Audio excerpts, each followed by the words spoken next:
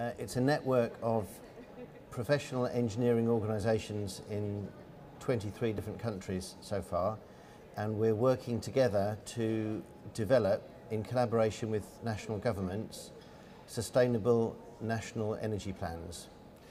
I mean, engineering, have engineers only recently kind of become involved in the climate change debate? Is this something that engineers have been involved in for some time? What is it engineers can give to the climate change debate? Now, engineers have been involved all along, and you could argue that engineers have been involved since the Industrial Revolution, which is about when the Institution of Mechanical Engineers was founded. That's my institution. What we've noticed is that national energy planning is becoming too complex to be managed by politicians without engineering support.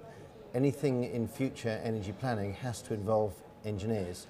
So what we're doing is actively engaging with governments to say we can share best practice to help you develop national energy plans.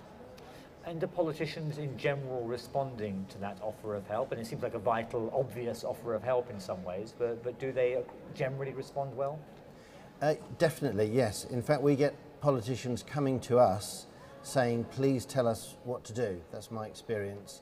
In the UK, we're working very closely with the UK government through the Department for Energy and Climate Change, that's DEC, and they're here as well, here at Doha. And we're working with them on the UK National Energy Plan and incorporating the model that they've been developing called Pathways to 2050. We're using that as well. Right, I mean, tell me a little bit more about the project you're here in Doha to promote. Specifically, how does that work, and what has the response been like so far? Okay, well, Future Climate Engineering Solutions is the project. It's been going since 2008. So far, we've got 23 different national engineering organisations involved, and those organisations are working together through an online community. I can give you the website. It's fc-es.net,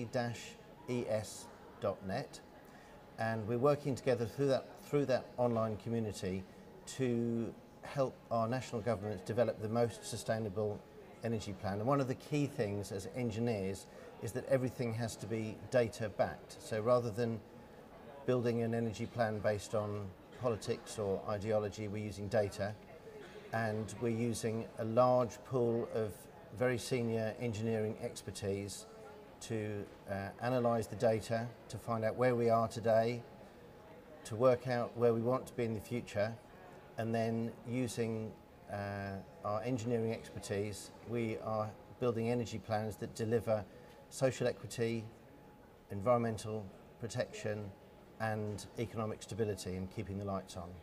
I mean, 23 countries at the moment. Are they predominantly developed countries? Does it go across the board, developed and developing? And presumably, you hope to expand and include more countries? Yes, we are here to try and expand the number of countries that are involved.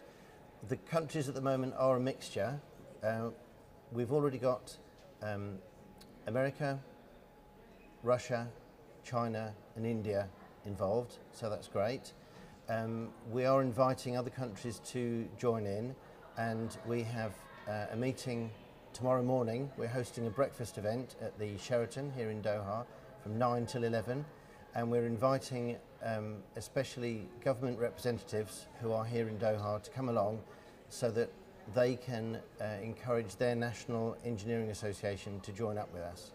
I just wondered, as engineers, whether you have to approach countries differently if they be polluting countries or countries looking to countries struggling against the effects of climate change, perhaps with underdeveloped infrastructure.